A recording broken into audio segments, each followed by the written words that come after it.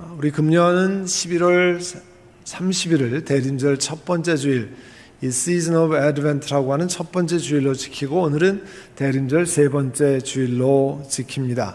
이 대림절 기간에는 우리가 크게 두 가지 오심에 관해서 기억하는 절기이기도 합니다. 그 중에 하나는 과거에 예수 그리스도께서 이 땅에 오신 것을 기억하는 절기입니다. 그래서 예수님의 탄생을 기억하는 기뻐하는 성탄절과 연결됩니다. 또 대림절에 그리스도인들이 기억하는 또 다른 오심, Another Coming은 이 세상의 심판주로 다시 오실 예수님을 기다리는 시간입니다. 특별히 이 대림절은 예수님이 그냥 우연히 그 시기에 2000년 전에 오신 것이 아니라 하나님께서 이미 오래전에 하나님의 아들 예수 그리스도 이 땅에 보내실 것을 약속하시고 그 약속하신 것을 성취한다고 하는 것을 기억하게 만듭니다. 특별히 우리가 읽는 구약 성경에는 예수님께서 이 땅에 오시는 것에 관해서 여러 군데서 예언의 말씀을 주고 있습니다. 그 중에 대표적인 것이 메시아는 그리스도는 이 처녀로부터 우리가 동정녀라고 그러잖아요. 처녀로부터 태어나신다 하는 말씀을 예언으로 주셨는데 그것이 이사야서 7장 14절입니다. 이 말씀은 아마도 BC 700년 정도 년 전에 이미 예언된 말씀입니다. 이렇게 말씀하죠. 주님께서 친히 다윗 왕신의 한 징조를 주실 것입니다. 보십시오. 처녀가 잉태하여 아들을 낳을 것이며 그의 이름을 임마누엘이라고 합니다. 또 다른 예수님에 관한 것 대표적인 것이 다음 주에 성탄절 이런 때 같이 나누지만 그리스도께서 베들레헴이라는 동네에 탄생하신다는 거죠. 구약 예언서 가운데 미가서의 5장 2절에 그 말씀을 전하고 있습니다. 미가서는 BC 720년 전, 그러니까 예수님 오시기 전에 720년 전에 그 오래전에 예언된 말씀이에요. 너 베들레헴 에브라다야, 너는 유다의 여러 족속 가운데 가장 작은 족속이지만 이스라엘을 다스릴 자가 네게서 네게로 나올 것이다. 그의 기원은, 그 다스릴 자의 시초 기원은 아득한 옛날이고 태초에까지 거슬러 올라간다 그랬습니다. 그러면 예수님께서 이 땅에 도대체 어떻게 오셨는가 하는 것을 우리가 살펴보기를 원합니다. 이 성경에 여러분 보시면 공간복음이 마태, 마가, 누가, 요한 복음에 복음서가 4개가 있잖아요. 그 중에 예수님의 태어나신 거에 관해서 하는 건 4복음서에 다 기록되지 않고 마태복음과 누가복음 두 곳에만 기록하고 있습니다. 근데 오늘 우리가 누가복음을 읽었잖아요. 누가복음 1장 27절에 보면 하나님의 뜻을 전달하는 가브리엘 천사가 이제 다윗의 가문에 속했던 요셉이라고 하는 남자와 약혼한 처녀에게 가게 하였다. 성경에 이렇게 기록하고 있어요. 그 처녀의 이름이 마리아였다 했습니다. 특별히 이 구절에서 남자에게 약혼한 처녀라고 하는 것을 그냥 처녀라고 얘기하지 않고 남자에게 약혼한 처녀 이렇게 설명합니다. 유대 결혼 풍속은 우리가 아는 것처럼 크게 두 단계로 나눠 있습니다. 먼저 약혼이라고 하는 것, the formal engagement라고 하는 것, 우리가 보통 생각하는 약혼과는 차이가 꽤 있습니다. 법적으로는 이 약혼이 그 당시 유대 풍속은 결혼으로 인정하는 것입니다. 함께 살지는 않지만 약혼이라고 그러는데 결혼이 가지고 있는 효력, 우리가 영어로 하면 바인딩 이펙트라고 그러잖아요. 구속력이 있는 것입니다. 남자는 여자에 대해서 법적인 책임을 갖게 되고 이 약혼은 오직 이혼을 통해서만 파혼할 수 있습니다. 약혼 기간은 일반적으로 1년 정도 하고요. 그 1년 정도에 약혼을 하고 각각 자기 집에서 그냥 삽니다. 그러니까 남자는 남자 부모, 여성은 친정 부모와 그냥 같이 삽니다. 그리고 1년 후에 친척들이 축하 속에 결혼식을 올린 다음에 신랑 집으로 와서 처음으로 잠자리를 하게 됩니다. 그러니까 오늘 이 말씀 무슨 뜻이냐면 법적으로 마리아는 요셉을 남편으로 맞았어요. 약혼했다 뜻이 그런 거예요. 남편으로 맞았지만 아직 잠자리는 하지 않는 자기 친정 부모와 같이 있는 처녀라 그런 것을 얘기하는 거예요. 그 처녀에게서 아기가 낳았다 그런 뜻이죠. 그리고 누가복음 1장 31절에 보면 보아라 그대가 이제 천사가 마리아에게 나타났어요. 그리고 마리아에게 뭐라고 얘기하냐면 그대가 잉태하여 아들을 낳을 터이니 그 이름을 예수라고 하여라 그렇게 한다고 그랬어요. 마리아가 그 천사에게 물었습니다. 아니 나는 남자를 알지 못합니다. 그런데 어떻게 이런 일이 생겨납니까? 천사가 마리아에게 대답합니다. 성령이 그대에게 임하시고 더없이 높으신 분의 능력이 그대를 감싸줄 것이다. 이 일은 사람이 하는 일이 아니라 성령 하나님이신 성령이 하는 일이라 이렇게 말씀하는 겁니다. 그러므로 태어날 아기는 거룩한 분이요 하나님의 아들이라. 성령께서 하시고 거기서 잉태되어서 태어날 아기는 하나님의 아들이라 그렇게 말씀하는 겁니다. 그러면서 마리아가 아는 사람의 이야기를 합니다. 누구 이야기를 하냐면 친척 엘리사벳의 이야기를 해요. 36절에 보면 당신의 친척 엘리사벳도 나이가 많지만 임신했다는 걸 알려줬습니다. 주고 있습니다. 임신하지 못하는 여자라 불렸던 그가 임신한 지 벌써 6달이 되었다고 알려줍니다. 그런 것처럼 하나님에게는 불가능한 일이 없다. 왜냐하면 어떻게 내가 남자와 잠자리도 하지 않는데 어떻게 아기를 잉태합니까? 그런 이야기를 하니까 바로 그렇게 대답을 했습니다. 그때 바로 이 성경, 우리가 지금 성경을 읽잖아요. 2000년 전에도 이 누가복음이라고 하는 성경을 읽던 독자에게 말씀하고 오늘도 우리에게 그 말씀을 하고 있습니다. 마리아가 그 천사와 대답하는 이야기, 그 이야기를 통해서 성경을 읽는 독자들에게, 우리들에게 이사야서에서 700여 년 전에 예언됐던 하나님의 아들 예수 그리스도께서 처녀의 몸에서 태어난다고 하는 예언이 프로페시가 그대로 이루어지고 있다고 하는 것을 지금 독자들에게 알려주고 있는 거예요. 성경을 읽는 사람들에게. 그때 38절에 보면 마리아가 이런 고백을 합니다. 보십시오. 나는 주님의 여종입니다. I am the servant of the Lord. 여기서 이 servant of the Lord는 그 bond servant라고 영어로 이런 말을 하는데요. 다른 표현으로 하면 slave of the Lord. 내가 하나님의 종입니다. 당신의 말씀대로 나에게 이루어지기를 바랍니다. 그리고 천사가 떠나갔다 그랬습니다. 남자와 잠자리를 하지 않은 어린 처녀가 임신을 한다고 하는 것, 아마 수많은 사람들에게 조롱과 놀림이 당연히 예상되는 일이고 엄청난 어려움이 예상되는 일입니다. 그러나 마리아가 하는 고백은 나는 하나님의 여종입니다. 나는 하나님의 종입니다. 하나님의 뜻하신 대로 하나님의 뜻을 통해서 하나님의 일을 하옵소서 고백했습니다. 어려운 일도 고난도 감수하겠다고 하는 자세를 하나님 앞에 고백드린 거죠. 우리가 1년에 몇 번씩 그 교회 대청소를 하잖아요. 그 이제 토요일 아침에 새벽기도 후에 저 뒤에 코르티아드에서 모이는 거 보면 전부 거의 대부분 청바지, 티셔츠 그러고 다 준비를 하고 옵니다. 왜냐하면 청소할 준비를 하고 오는 거잖아요. 옷이 더러워질 수도 있다고 하는 준비를 하고 오는 거잖아요.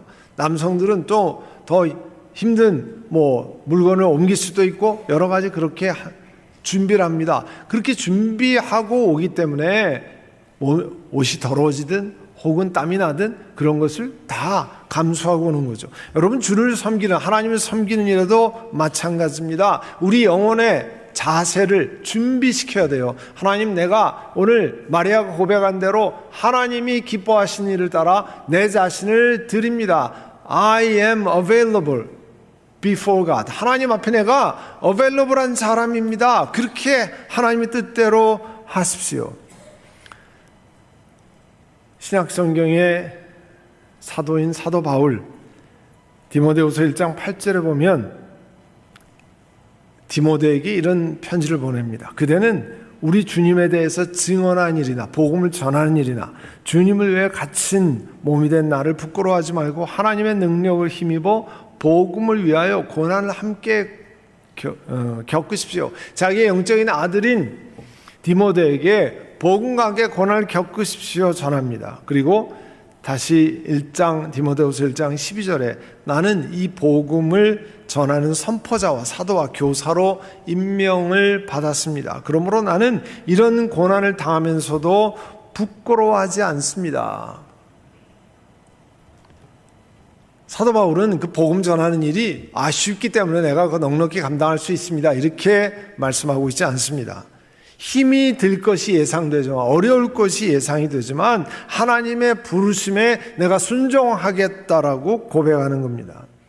여러분, 마리아가 한 고백은 그에게 어려운 일이 예상되지만 그러나 하나님이 함께 하신다는 것을 그가 믿고 있기 때문에 그런 고백을 드린 거죠. 이런 마리아가 한 고백을 통해서 하나님 우리에게 뭘 보여주십니까? 그 한 여인의 순종하는 마음, 하나님 앞에 응답하는 마음을 볼 수 있잖아요.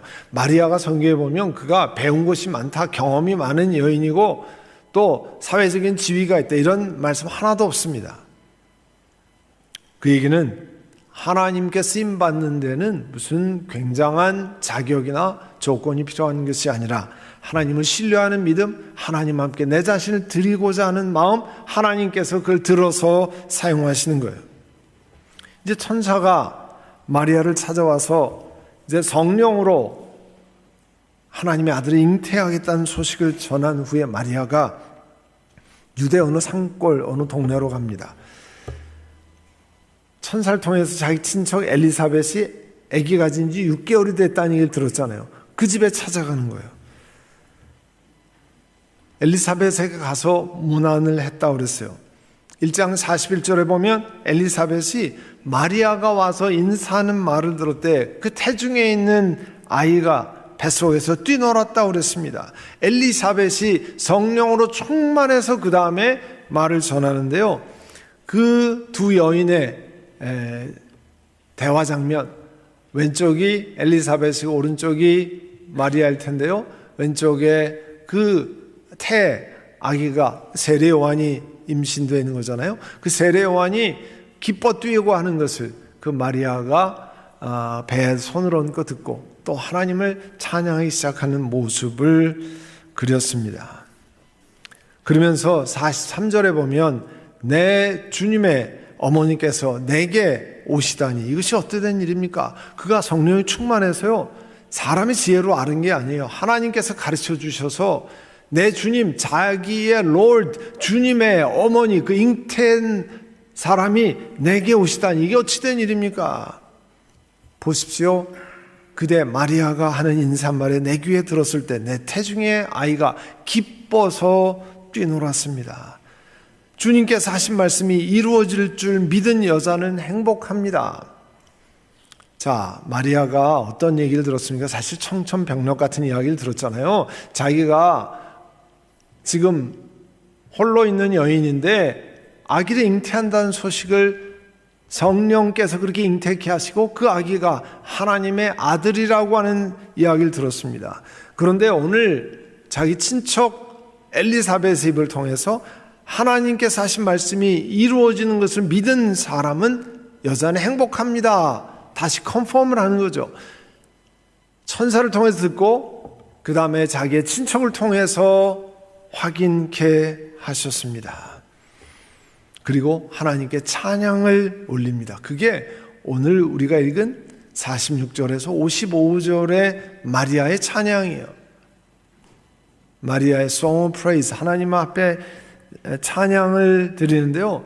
먼저 46절에서 49절은 그가 뭘 찬양하냐면 하나님 나 같은 비천한 사람도 들어서 사용하신 것을 감사합니다. 자기는 사람 앞에 내세울 것이 아무것도 없는 사람입니다. 그런 상황적으로 좋은 상황이 아닙니다. 그런데 그것과 상관없이 하나님께서 놀라운 은혜로 자기를 건져서 하나님의 도구로 사용하시는 것 너무 감사합니다. 감사와 찬양을 올리고 있습니다. 그리고 46절에 시작하니 내 영혼이 주님을 찬양하며 그랬어요. 그리고 내 마음이 내 구주 하나님을 기뻐함은 좋아함은 그가 이 여종의 비천한 여종의 그 비천함을 보살펴 주셨기 때문입니다. 이제부터는 모든 세대가 나를 행복하다고 할 것입니다. 예수님 당시 특별히 유대 사회에서 미혼모가 된다고 하는 것 험난한 일이었습니다. 그런데 당신의 말씀대로 내게 이루어지기를 바랍니다. 이 믿음으로 고백한 이 여인은 이제 새로운 영적인 눈이 띄어지기 시작한 거예요. 그래서 비천한 사람을 높이시는 하나님을 바라본 겁니다.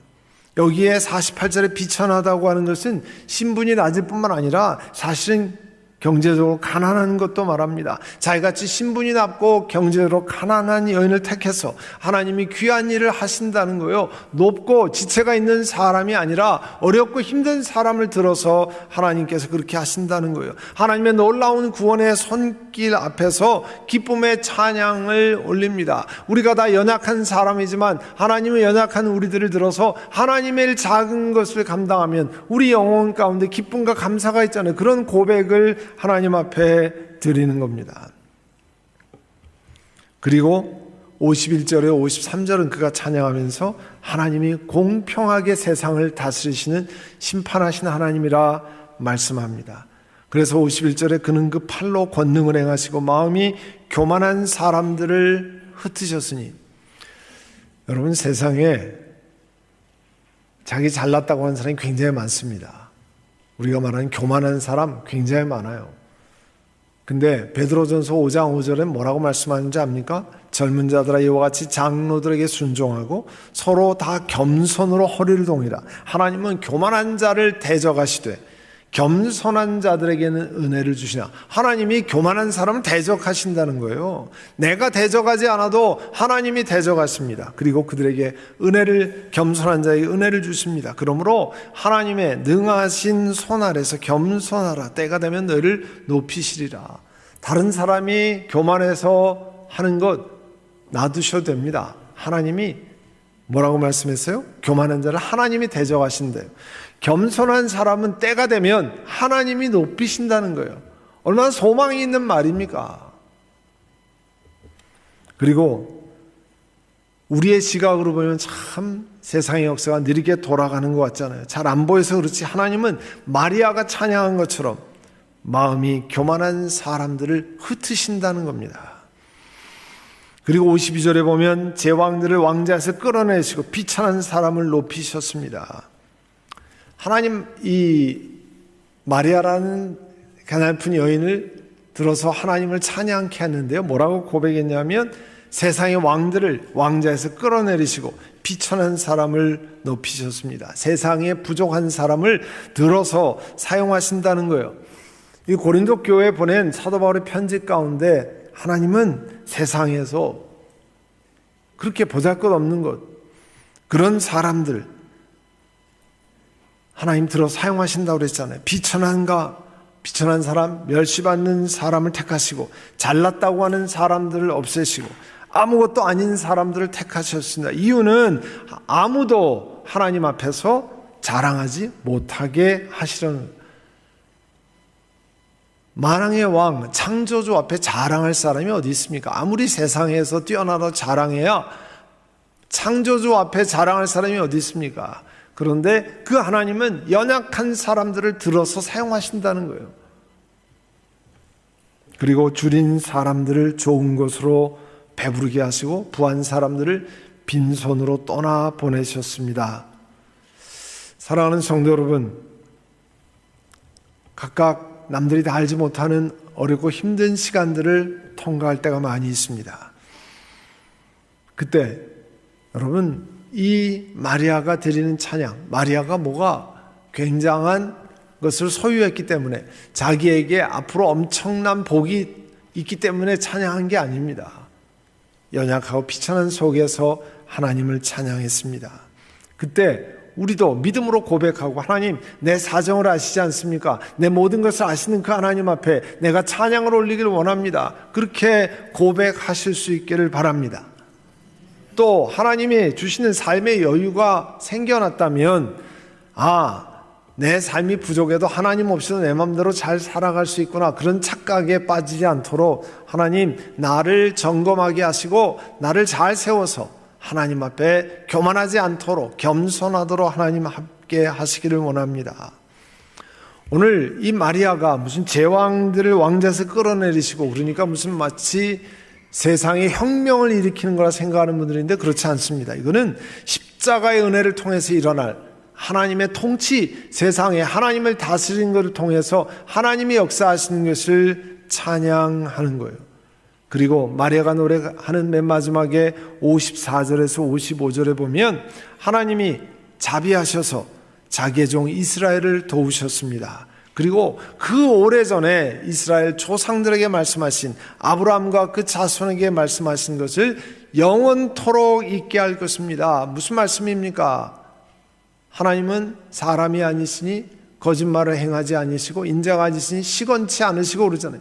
하나님은 말씀하신 것을 그대로 지키시는, 영원히 지키시는 그 하나님이시라는 것을 고백하는 겁니다. 마리아가 찬양을 드릴 때 내 영혼이 주님을 찬양합니다로 시작해요. 영어로 하면 I magnify the Lord. 여러분, magnify라고 하는 게 크게 만든다는 거잖아요. 무슨 확대경을 magnify라고 그러잖아요. 그런데 그 하나님을 높입니다, 하나님을 찬양합니다 할 때 라틴어 성경에서는 제일 먼저 magnificat, 거기서 magnify가 나온 거거든요. 크게 만든다. 그 magnificat을 사용했기 때문에 이 이름을 그대로 이 찬양을 magnificat이라 이렇게 불러요. 마리아의 magnificat, 하나님을 찬양했다 그런 뜻이죠. 이 찬양은 사실 마리아의 혼자의 찬양이 아닙니다. 그 당시 하나님을 기다리던 모든 신앙 공동체 찬양입니다. 마리아가 드린 이 매그니피카 찬양은 마리아가 형편이 좋아서 드린 게 아닙니다. 믿음으로 하나님의 신실하심을 고백하고 하나님이 부족한 사람을, 비천한 사람을 찾아오신 것에 대한 감사를 드리는 겁니다. 마리아가 훌륭해 찾아온 것이 아니죠. 하나님 일방적으로 마리아를 긍휼히 여기셨는데 마리아가 믿음으로 고백을 드린 겁니다.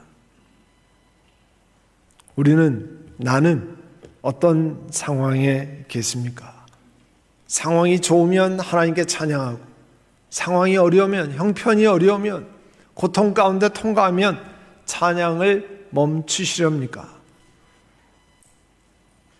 내 눈에 보이는 어떤 상황 속에서도 하나님 찬양 드리기를 결단하는 여러분 한 분 한 분이 되시기를 축원합니다.